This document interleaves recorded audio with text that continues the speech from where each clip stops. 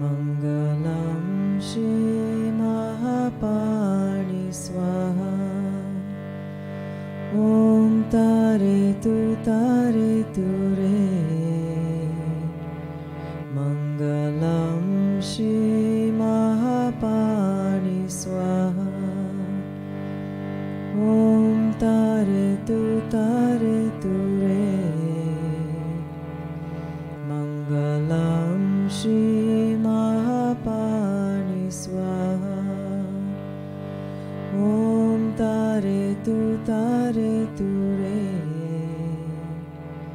Mangalam Shri Mahapani Swaha.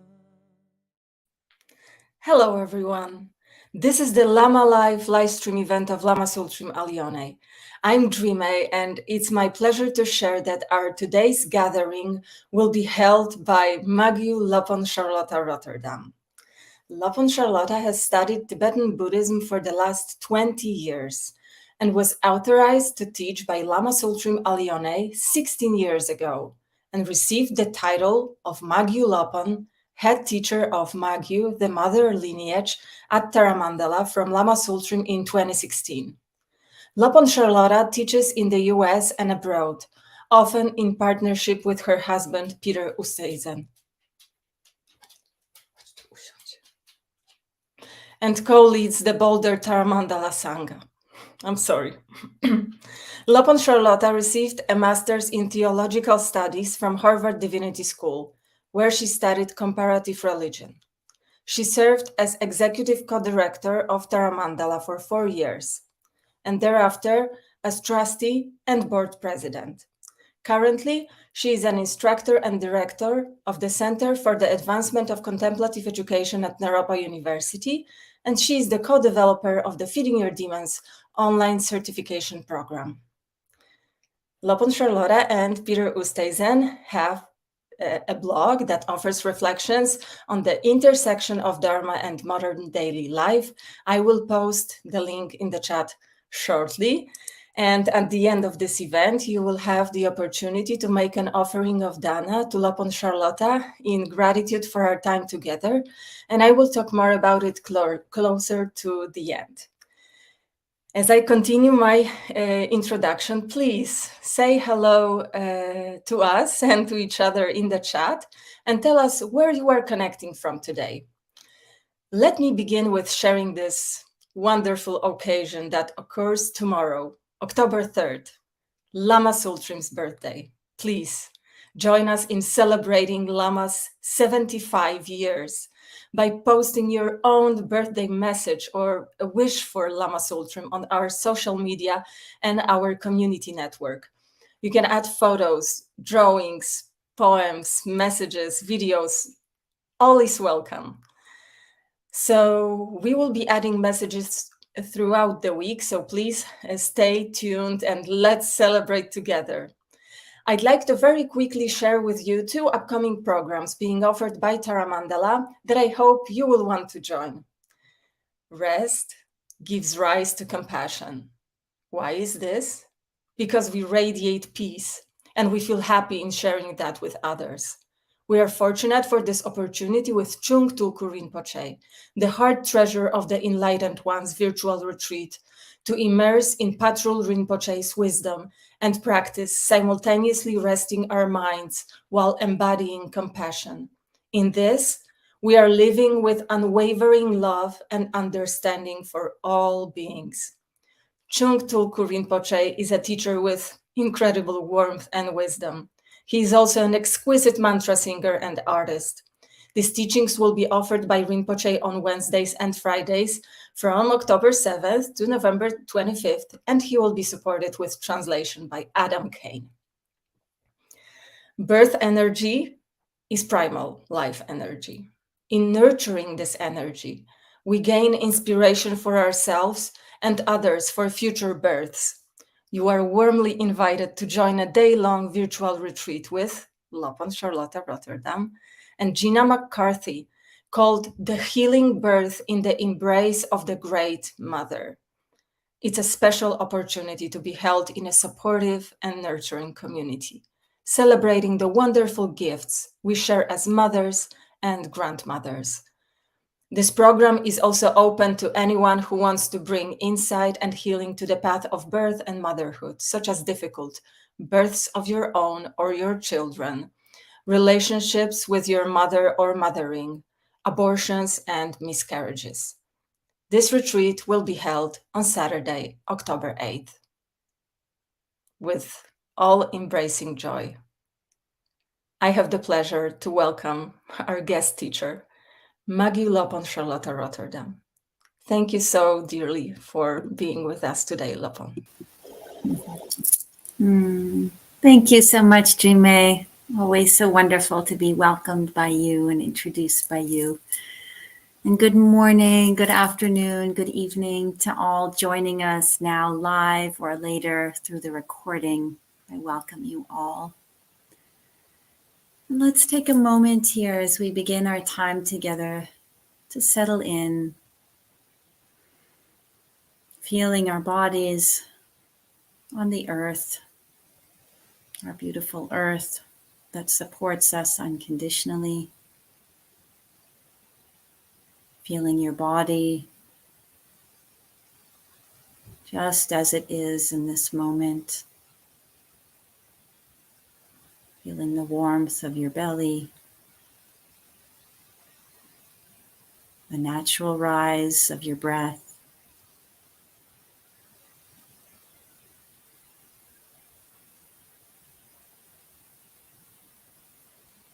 This precious moment to be alive.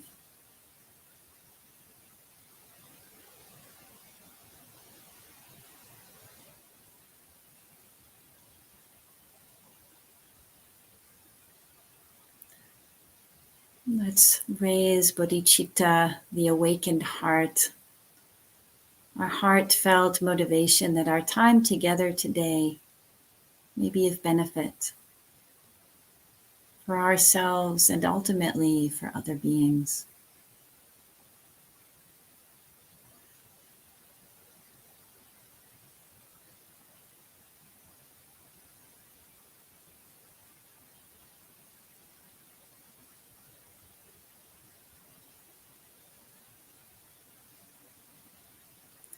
I'd like to include our prayer requests for today.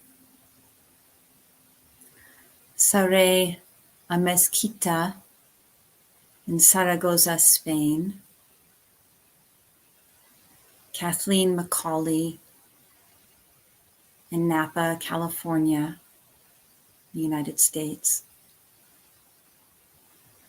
For all the Iranian women currently being persecuted, yet still bravely standing up to the government by cutting their hair and burning their headscarves in public. I'd like to add those people and places on our earth that are currently experiencing war, violence, and also destruction due to natural catastrophes.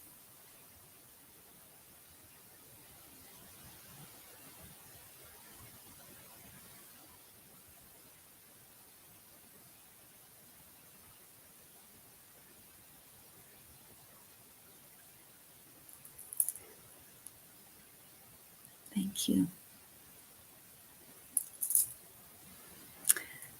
So today it brings me great joy to share with you some gems of the teachings from Machig Labdrön and a sort of path or arc of teachings and practice that my husband and I have developed called Skymind,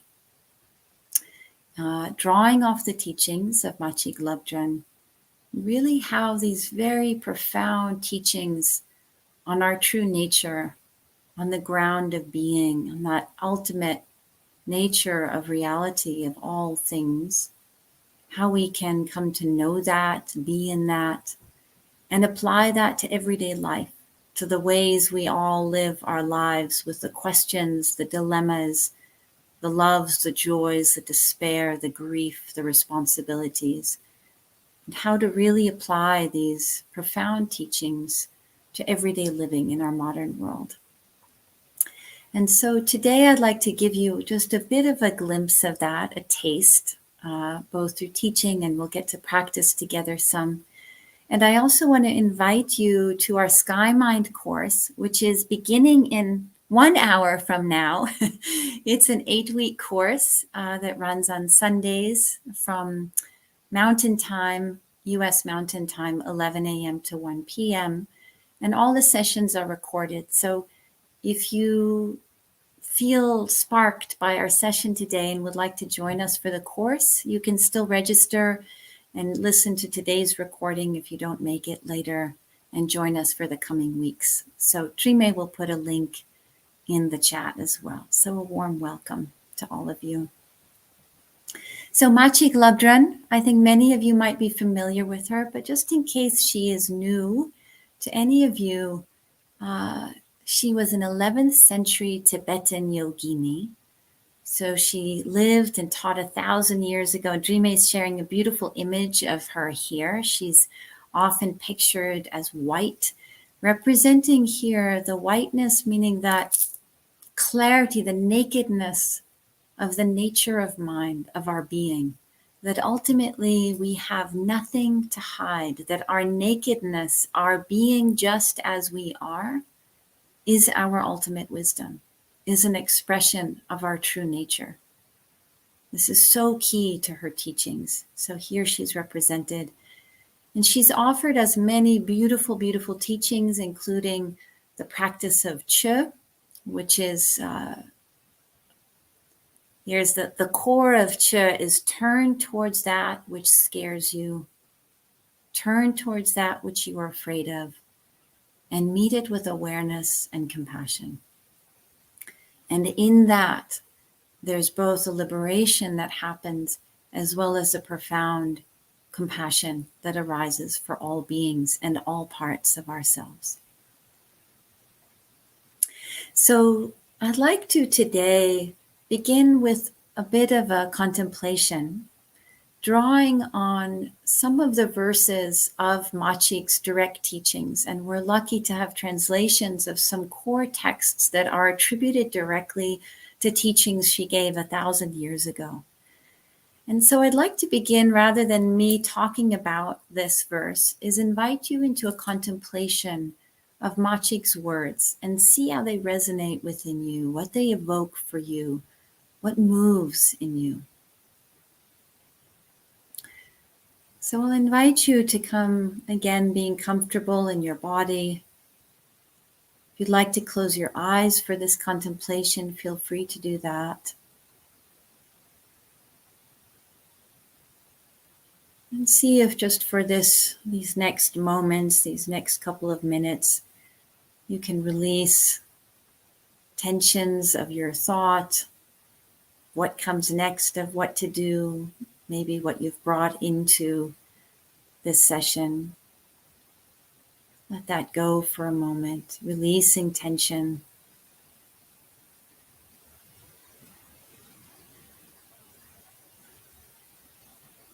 Just coming present in this moment.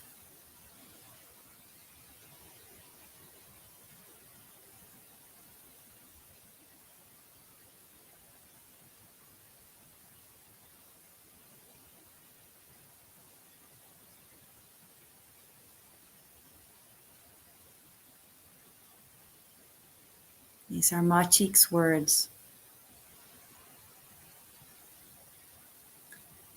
Since there is no path to traverse, rest in the basic ground, noble child.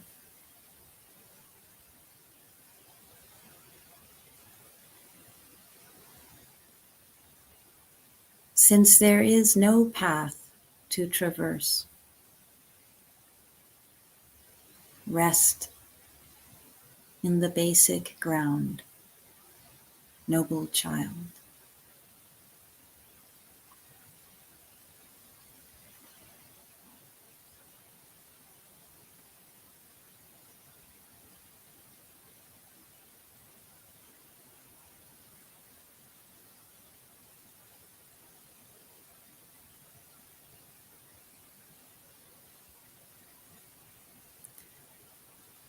Rest in the basic ground, noble child.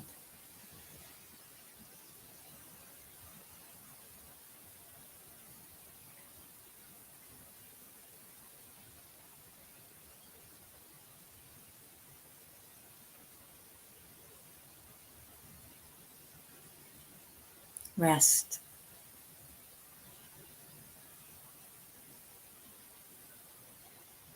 Rest in the basic ground.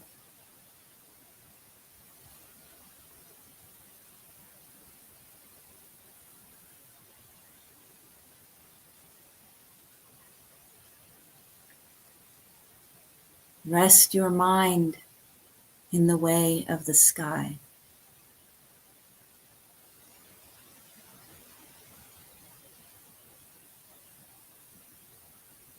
Rest your mind in the way of the sky.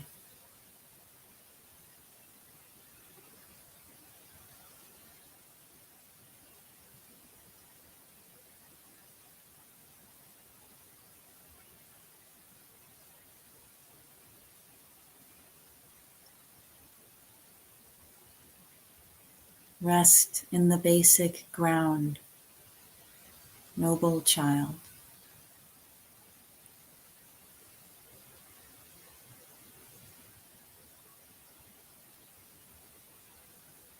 Rest your mind in the way of the sky.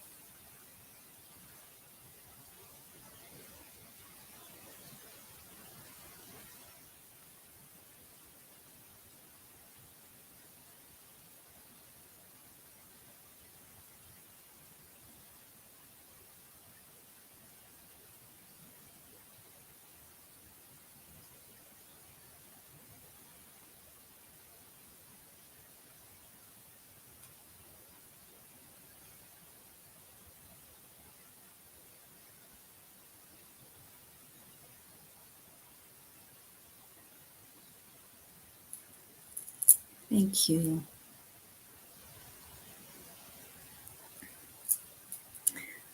So you don't need to stop resting in the basic ground or resting your mind in the way of the sky. But if you feel moved to put something in the comments and the chat, just what came up for you in this brief contemplation of this verse, I'd love to hear what came up for you. And I'll keep this open for a little bit here. I'll wait.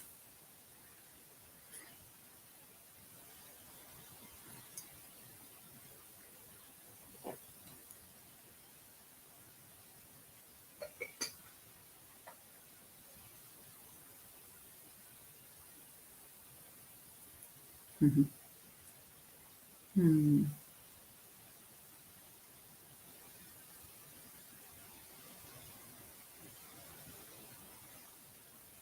Beautiful.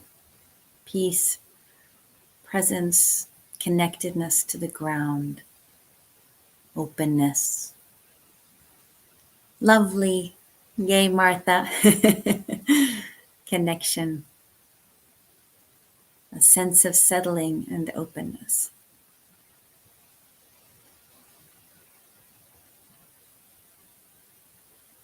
Rest your mind in vastness and openness. Question mark? Yes. Open mind and body with all. Body seemed to realign itself. Beautiful. Very grounding, comforting, centering, affirming. Yes, another 5 to 10 minutes. Absolutely. We can do this all day. In fact, we can. I think this is part of the teaching. We can do this even as we move, even as we do things, even as we speak. Obviously, it gets harder. Contemplating no path to traverse felt liberating, a relief, open. Elongation of the spine, super grounding root chakra, lifting of the crown. Different than I've ever felt. Beautiful, Ava. I love this embodied response that several of you are having. At first I thought of effortless effort, but then that felt conceptual. And then I saw the sky through various weather and seasons. Yes. Yes, thank you, Carrie. Beautiful. And keep them going if there's more responses, more reflections. I appreciate always the different language, right, that each of us has of experiencing these teachings. And part of the beauty for me in working with just a verse is that it's so pith, right? It's a pith instruction. It's sort of right to the essence, the core. And then the invitation is, what does it mean for each of us? What's evoked for each of us? Where do we go with it? What are those words? What are those somatic embodied experiences that resonate for us in our own way? And really then listening to those. So I'll offer just a few thoughts here, and so much of what you've already shared points to this. So here we have these two images, right? The basic ground, and then the mind like the sky. And I love this, right? The elongation of the spine and the groundedness, that there's both that, right? We can feel that ground, and we can feel that upliftedness when we relate to sky and sky-like mind. So here, the sense of ground, right? And let's begin really at a very direct, practical level, relative level, ground. Quite literally, right? The ground beneath you, the earth, supports us. And we don't generally think about it as, oh my goodness, is the earth going to support me? Is the earth going to hold me? And yet it does. Right? Every moment of our day, whether we're sleeping or walking or moving, whether we feel very happy and enlightened or whether we feel completely closed and in grief and shattered, the earth is there. There's nothing we have to do to be supported by the earth. Its support is unconditional. Unconditional. Right? Every step, every movement. And to the moment we die, right? The earth holds us. That unconditionality of support is something we can actually tap into in any moment of our lives. Just by grounding, just by being in earth. It's that invitation. And there's that wonderful image that some of you might remember from the Buddha's enlightenment story, where Mara, the sort of Mara of self-doubt, like, who do you think you are to be awakened, right? Let me show you. Let me pull you from your seat. And Mara tries all these different things. And at some point, Mara challenges the Buddha, like, what have you done? What have you done to deserve this? Kind of, who are you to be alive, we might say in our everyday language. And then the Buddha puts his hand on the earth and says, the earth is my witness. The earth is my witness of all that I am. And then the earth comes up to meet the Buddha. And there's this image, right, of earth reaching up her hand, and it's pictured as feminine, and the Buddha reaching down. And so even the simple gesture, I invite us, we live in such a moving world, and many of us live in cities where we don't actually have seemingly connection to earth, but we always do. And taking a moment in your day when you feel hectic, when it feels busy, and just put your hand on the ground. If it's a sidewalk, it's still the earth. If it's a street, it's still the earth. If it's the ground, the dirt, blessing, lucky for you to put your hand on the ground. Such a good practice of this reminder. So ground, right? Basic ground. And I'll talk more about what's pointed to here. But rest in the basic ground, we can actually start with earth. And here the image often is of the great mother, right? That sense of being held unconditionally, We all have different relationships to our relative mothers who have birthed us and those who have brought us into life and supported us through our youth, our coming into age. But that sense of great mother, of being held in embrace unconditionally, that's what we're being invited into in this instruction. Rest in the basic ground. And then I want to say something about sky, because, right, we have this, on one hand, I invited you into this ground, right, rest into the basic ground, and then rest your mind in the way of the sky. And again, many of you spoke to this, right? Vastness, openness. What is the nature of sky? Sky-like mind. The sky, right, today we have a cloudy day in Colorado, which is really wonderful. But I know that the sky is open, vast, always. No matter what storms are moving through, that sky has an openness, a vastness, and it holds everything. Everything can arise within the view of the sky, right? You could say the sky sees everything. We cannot hide from the sky, right? And so it goes both ways, right? We can't hide from the sky, and we are always seen by the sky, right? For many of us at times, it feels like, am I seen? Am I seen for who I am? The sky sees us always. It sees all things. It includes all things. Nothing is discarded by the sky, just like nothing is discarded by the earth. And so sky-like mind points to our capacity, our own capacity to actually hold all things. Right? So I've talked in a way about relative earth and relative sky and our experience of that. But ultimately, what this teaching of Machig's is pointing us to is our own nature. That our own nature has that wholeness, that unconditional completeness that we can experience in connecting with earth, that we can touch into, tapping into sky-like mind. That who and what we really are has that vastness and has that completeness, that total fulfillment, that wakefulness. So there's a beautiful teaching from a teacher called Aryadeva, the Brahmin, on Prajna Paramita. So Prajna Paramita, Prajna's wisdom. Paramita means across the other shore or across the shore, but it means transcendent wisdom, ultimate wisdom. The ultimate wisdom of the nature of reality, the nature of who we are. And in this poem, Aryadeva says, the meaning of Prajna Paramita, the meaning of ultimate wisdom, of ultimate reality, the meaning of ultimate reality is not to be looked for elsewhere. It exists within yourself.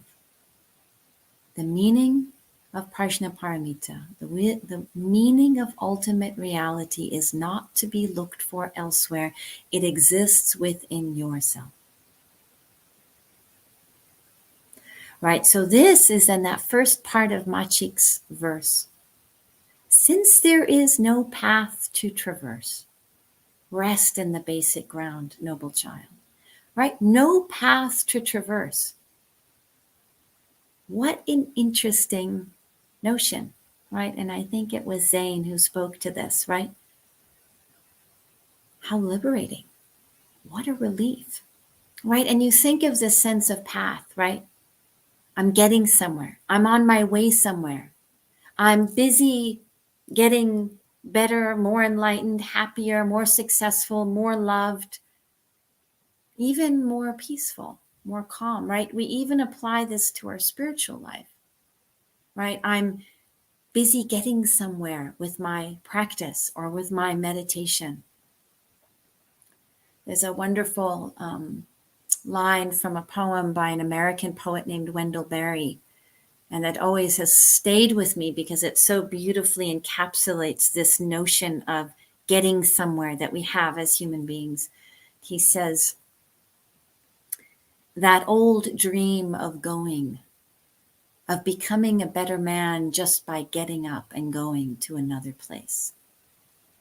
That old dream of going, of getting up, of becoming a better man just by getting up and going to another place, right? It's that sense just around the corner, just that next thing. If I just do this thing, then.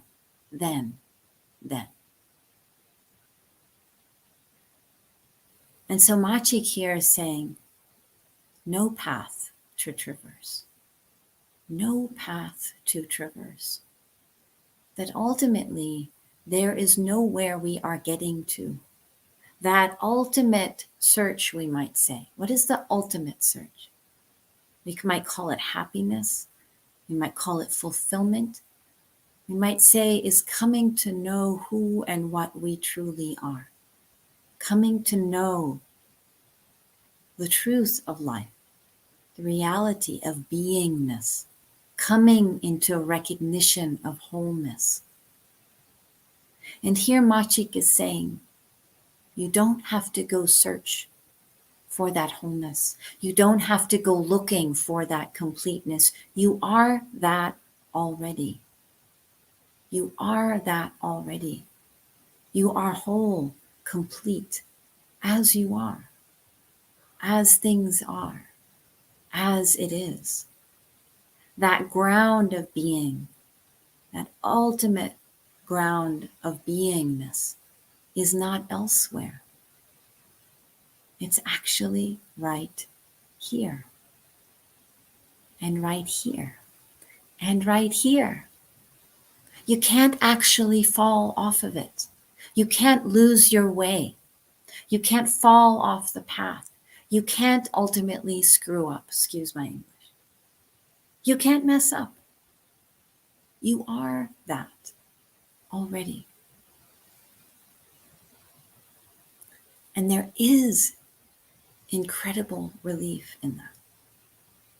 We can actually, at that deep level of our being, of that anxiety of our being, that kind of tremor we might feel it as, or a kind of tenuousness that comes with striving, right? Striving for something. That deep level within us. Perhaps we could let it go. Perhaps we could rest in the ground, in the basic ground. So let's play with this a little bit. I want to invite us kind of a two-part exercise contemplation. So first I invite you just to come into a felt sense. What are you striving for? Where else do you feel like you need to be or want to be? And I want to start this by saying there's no judgment here, right? We're coming to know ourselves. Remember, we can't do this wrong. Even our striving happens on the basic ground. So here, just very gently tune in. What are you searching for right now in your life? What is that striving on a path that you're experiencing? This could be very literal. I'm looking for another place to live. I'm looking for a better job. Or I'm looking for a different relationship. Or maybe it's an inner quality. I'm looking for a kind of feeling. I'm striving for a particular emotional state, mental state. I'm striving for health in my body. What are you looking for?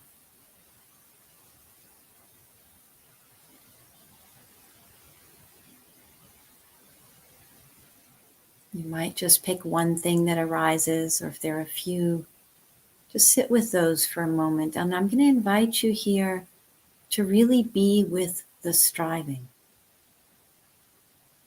to be with the searching.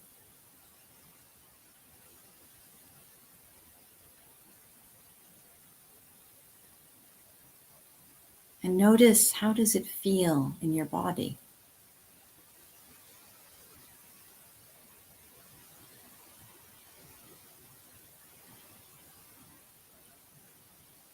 How does it feel emotionally? What's the quality of your mind in this experience of striving?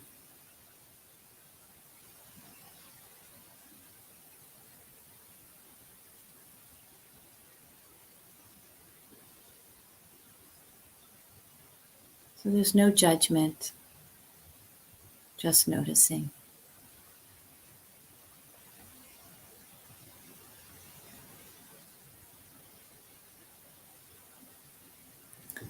Okay, we're going to come back to this in a moment, but let's just pause.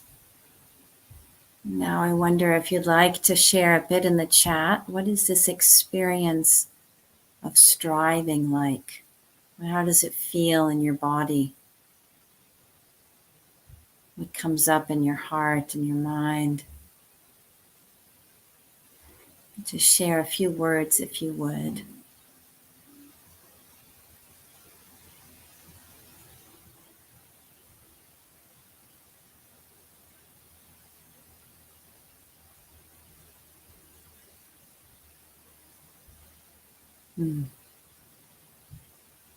Forceful, tense, wrathful, heavy, holding myself back.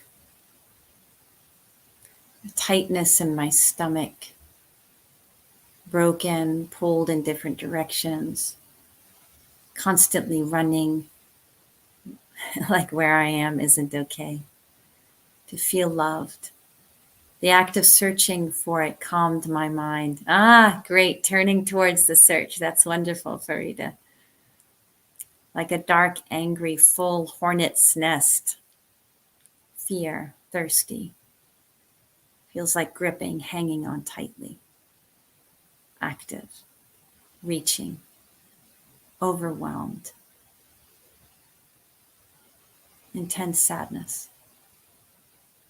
Okay. Open and full.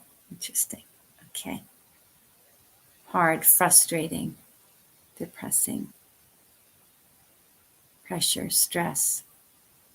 Curious. Discontentment. Can't say what I'm looking for, but just looking. Yes, that's the human predicament, Carolyn. Sense of hurry, somewhere else to be. Yes, the shoulds of our life. Yes, indeed. Right, okay, so here Machig's saying, no path to traverse. We're not busy getting anywhere.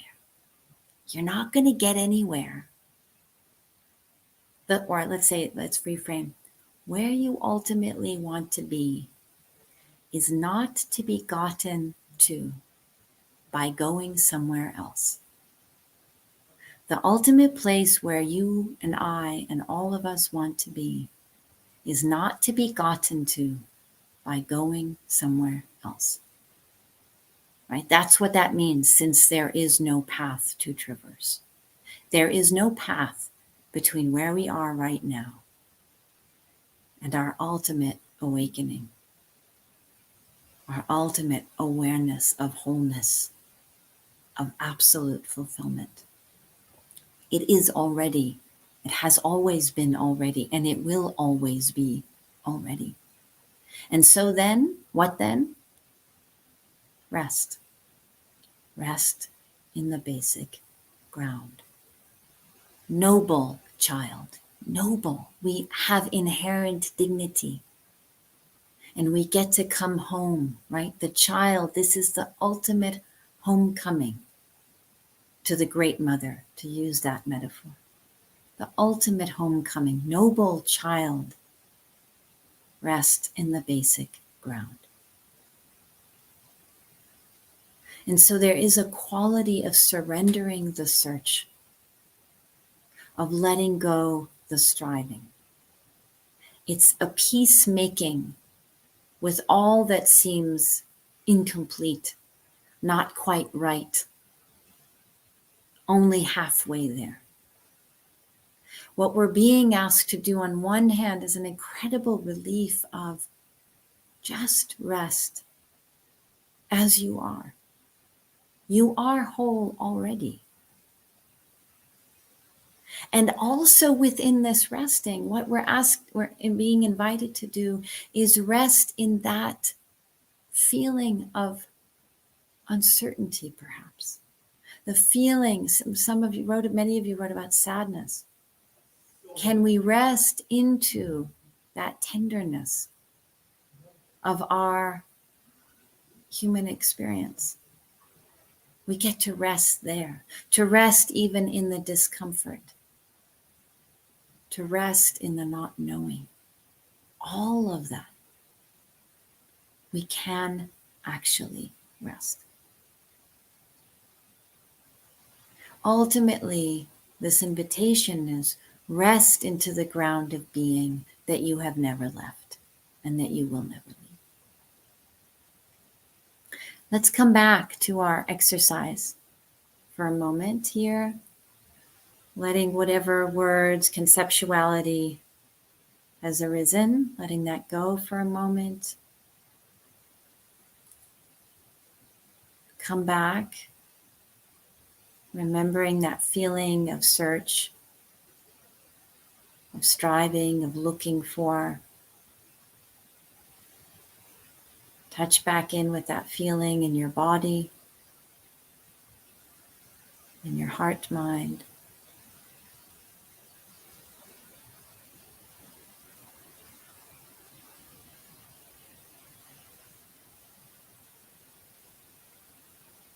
Really feel that striving again.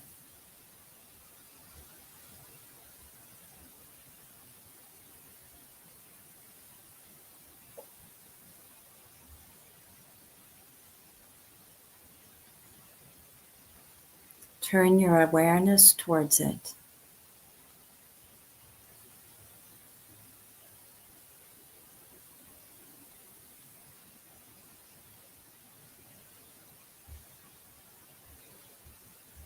And then release. Rest. Rest deeper than the striving.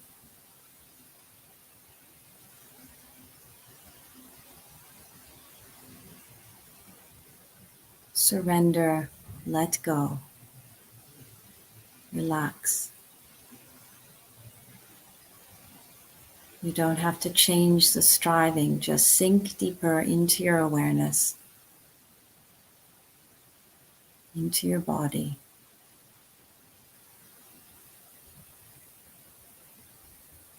Into the earth.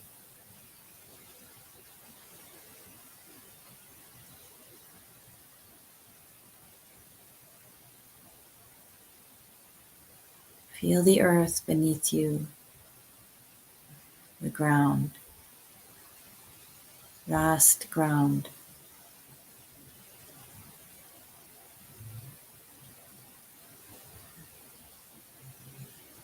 Feel the vastness of sky. And rest.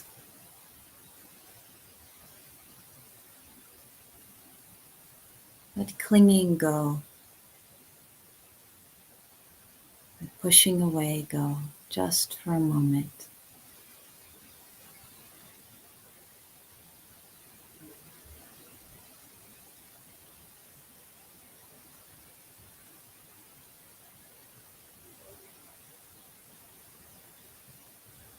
Rest in the basic ground.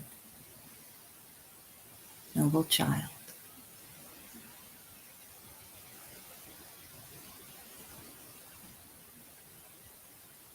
Just as you are.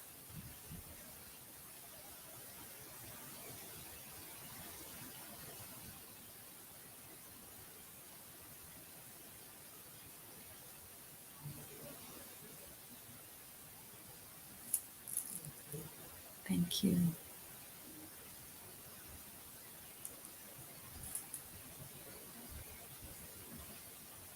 So just want to say one more word. I'll be done, and thank you, Drimé. I do have to leave in a moment to teach Skymind, our first course, so maybe I'll see some of you there. Do just want to say one more thing, not to demonize our striving, our searching. It's what we do. It's what we do as humans. It's beautiful. Do you remember when you were a kid, maybe you played hide and go seek?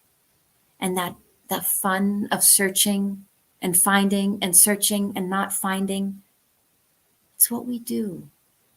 It's the play of being alive. It's wonderful. So it's not that we stop doing, it's not that we stop that play, that search, but we come from a different place. Our activity doesn't come from a place of lack or of fixing something or of filling a void. But our activity comes from a place of curiosity, of offering, of generosity, of joy. And I'll leave you with this. I got really into poetry early this morning. It was cloudy and sort of quiet, and then suddenly all my poets came talking to me. So I'll leave you with this last piece from T.S. Eliot, the British poet. We shall not cease from exploration, and the end of all our exploring will be to arrive where we started and know the place for the first time. Thank you, dear friends. Be well. Let's dedicate the merit of our time. And may any goodness generated in our time together go out to benefit all beings everywhere. Much love. Deep thanks. Bye-bye.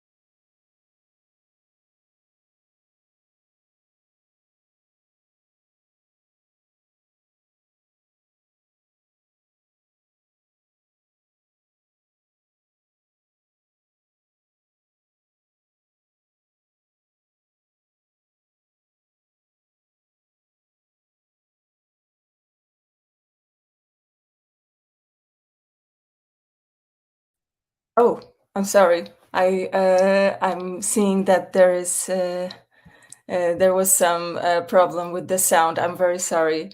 Okay, I will quickly repeat what I was saying. I'm very sorry.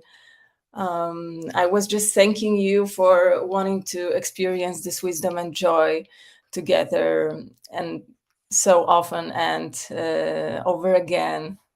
And what if we could actually stay with each other more and share, even on a more frequent basis and in a safe space? We actually have such a space, and if you feel you need this genuine connection and can offer it to others, I invite you to join our new Tara Mandala community network being held on a platform called Mighty Networks. You can already find the link in the chat to join us, and I will share more with you when you get there. It's also a perfect space to share your wishes for Lama Sultrim, your memories, your photographs, videos, and everything that you would like. I'd like to remind you that you can make a Dana offering to Magyu Lopön Charlotte Rotterdam. I've already also shared a link in the chat. And the practice of offering Dana, which means generosity, is the traditional offering that the student makes to the teacher. as a symbol of appreciation and gratitude for the precious gift that has been given. And oh, it was precious. Thank you, everyone. May we meet again and again on the path. And may all beings benefit everywhere. Thank you. Om tare tu re. Mangalam Shri Mahapani Swaha. Om tare tu re. Mangalam Shri Mahapani Swaha. Om tare tu re. Mangalam Shri Mahapani Swaha. Om tare tu